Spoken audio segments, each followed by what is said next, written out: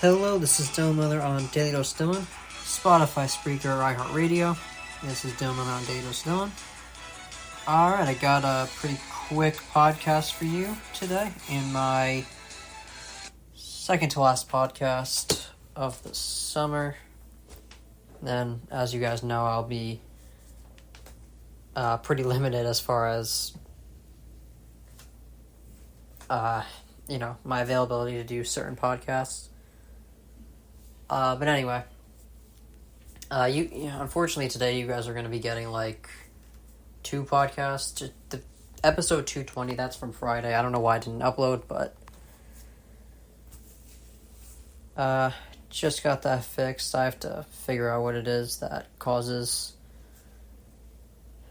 I'm figuring it's something I'm doing wrong. I don't know what it is, but whatever I'm doing, it's causing the episodes to not upload on the days that I actually do them. So kind of confusing for fans to listen to a podcast from Friday today, but apologize for that confusion.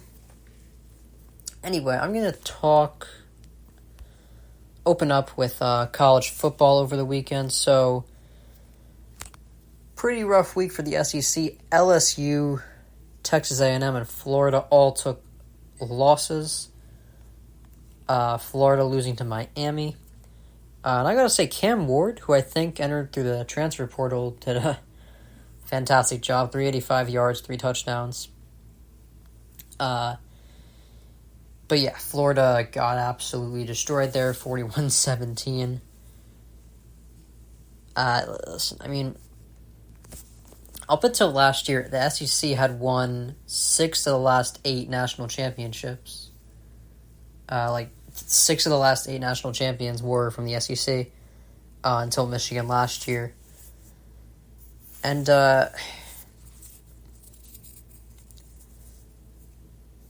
if that doesn't establish their prior dominance, I don't know what does. But I did find it very interesting over the weekend how much a lot of them seemed to struggle. Obviously some of them showed. So some of the SEC teams did prove that they were superior. Alabama 63-0, obviously. Ole Miss 76-0. Mississippi State. There were games that Auburn 73. There were games that went very well for the SEC, but Texas A&M losing to Notre Dame, that was a bit of a shocker. And what was it? LSU losing to USC. Big surprise for me there. But yeah,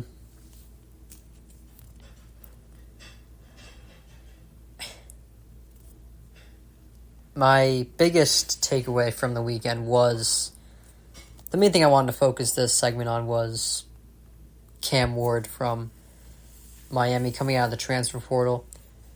I think, honestly, this could be the start of a turnaround for Miami. And you never want to jump to conclusions after week 1. But the transfer portal has added a new layer to college football. And when the game changes, the teams have to change. They have to change with it. Not every team does that, but it seems Miami is doing a great job. But I think that's my biggest takeaway from the weekend was Miami. I don't know if it was so much that Florida played poorly as much as Miami just dominated the game start to finish behind Cam Ward's incredible performance. But I think he was the second best quarterback of the weekend behind Shedeur Sanders, obviously, of Colorado. He was also fantastic with 400 yards, but I think watch out for Miami. That's interesting team to look at. Anyway, with that, we're going to move on to another segment about college football. Clemson, who were completely destroyed completely overmatched by Georgia. Again,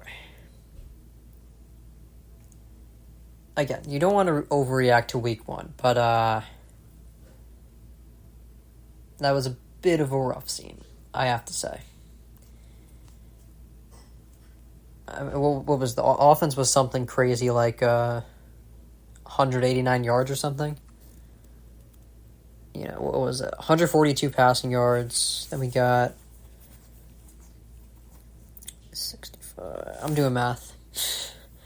So give me a second. Yeah, 189 total yards of offense, which is not exactly what you want. Even though they're against a very competitive Georgia team, I'm not discrediting them at all, but and everyone points to the hole at quarterback, but I don't think that's all it is. I think last year Clemson had a major down year, 9-4. They looked far less productive than they have in prior years. And a lot of that has to do with the fact that they were very successful because they hit the jackpot on quarterbacks twice. First Deshaun Watson, then Trevor Lawrence. Those were two huge deals. And now they don't have their quarterback. That's hindering them quite a bit. We're seeing it right now. But that's kind of what happens when you go from having one of the best quarterbacks in college football history in Trevor Lawrence to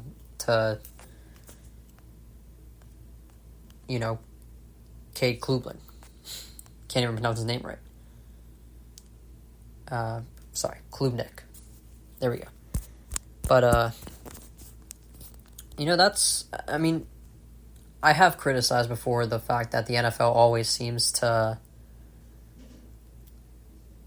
almost make it a requirement that the MVP has to be a quarterback, but I see why. You see what happens when a team is lacking at quarterback, even in college football and the NFL. Both when a team doesn't have their guy, they're always, doesn't matter how talented the rest of the team is. We see we see the repercussions of not focusing more on getting receivers and running backs and raw talent on the offense, and not focusing on getting a quarterback. So I get why they look for quarterbacks for the most valuable player. It's just, I think, in some cases, like last year, the most valuable player to his team was Christian McCaffrey. Without him, the Niners, not even close to the same team. I think if the Niners lose CMC, they're a worse team than the Ravens are if they lose Lamar. So that's really what it comes down to there. But, don't get it twisted. I don't underestimate the importance of having a great quarterback on your team. I can't think of the last Super Bowl champion, maybe the 2000 Ravens, that had a mediocre quarterback at best, to win a Super Bowl, and that was because their defense was, incredible. That is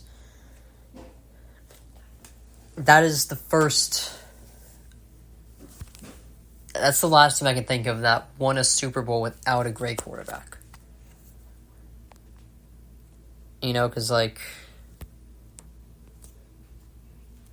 it's not a coincidence that the teams that have won a Super Bowl without a great quarterback are the teams with fantastic defenses. The 85 Bears, or 86. 85 and 86 Bears, with Jim McMahon as their quarterback. It didn't matter because they had a stellar defense. And if you're going to say Walter Payton, yeah, Walter Payton was, don't get it twisted, big in getting them to the Super Bowl, but in the Super Bowl, it was all that defense. That defense absolutely manhandled the Patriots. So, yeah, I get the value of a quarterback. I just think in some cases, people like Christian McCaffrey and other key players are ignored wrongfully in the MVP conversation. All right, speaking of the Niners, they signed Brandon Ayuk to an extension, and not sure how I feel about it. Don't get me wrong. Having Ayuk there is going to be huge. He's a very talented receiver. He's going to make big plays for them, just like he did last year. I just still don't get exactly why they haven't paid Trent Williams yet. Just because, like, I feel like if I were to let one of them walk, it would have been Ayuk, right? Like, am I crazy for that? I don't think so. Like, Trent Williams protects. He's probably the best left tackle in the game. He protects Brock Purdy's blind side.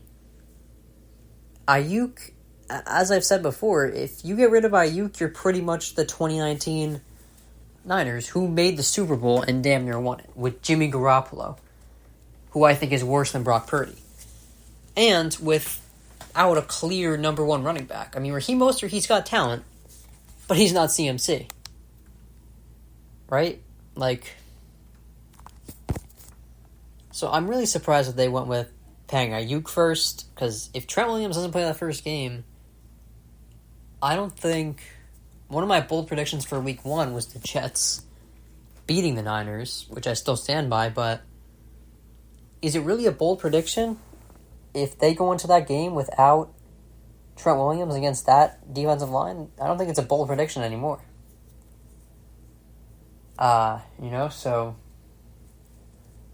hopefully they get that resolved, but I'm slowly becoming less and less confident in my Super Bowl pick, the Niners and Bengals, because now it doesn't look like Chase is going to be there week 1, because he's holding out, and we don't know what Trent Williams is doing with the Niners. So it's like, it's crazy how the two teams that I saw making the Super Bowl seem to be going downhill. I might have to make a new pick because of this. I don't want to, because I want to stick with my pick and see if I was right. That's kind of the hardest part about the career path I'm hoping to get into. I'm going to have to come up with predictions, pretty much predict... Like, the Super Bowl is still 5 months away, so I really have no idea what's going to happen between now and then. So I just got to go with what I know right now. I made that Super Bowl pick early August, and I don't know, I might have to make... Maybe tomorrow...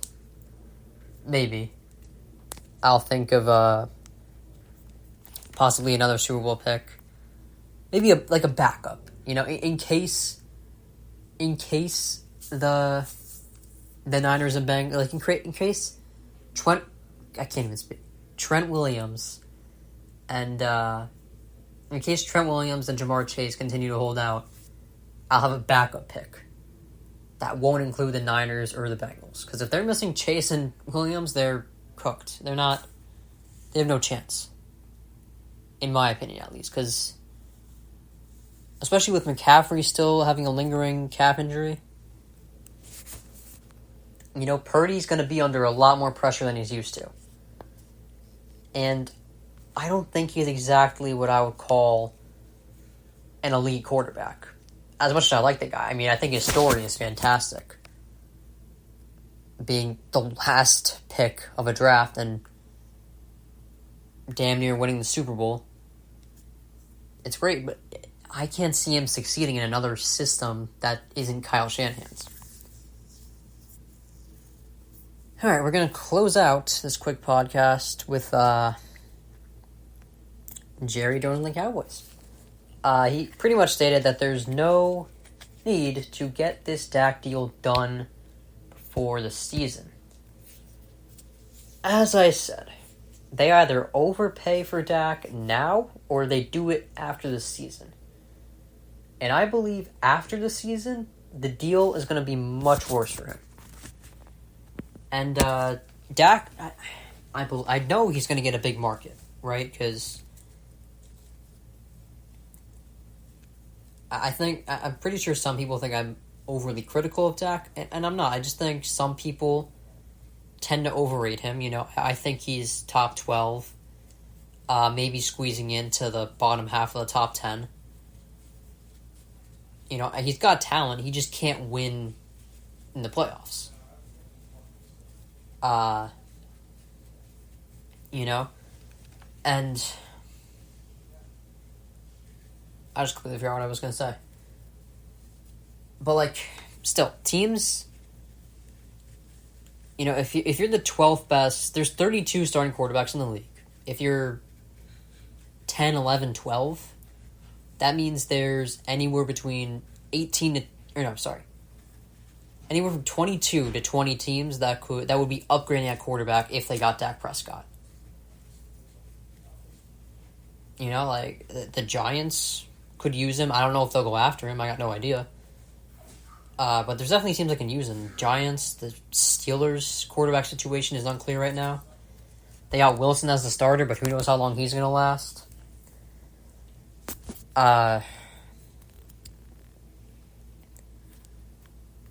You know, let's see. Who else? I'm going to try to figure other teams here. No, the Falcons, they're set. Vikings got McCarthy.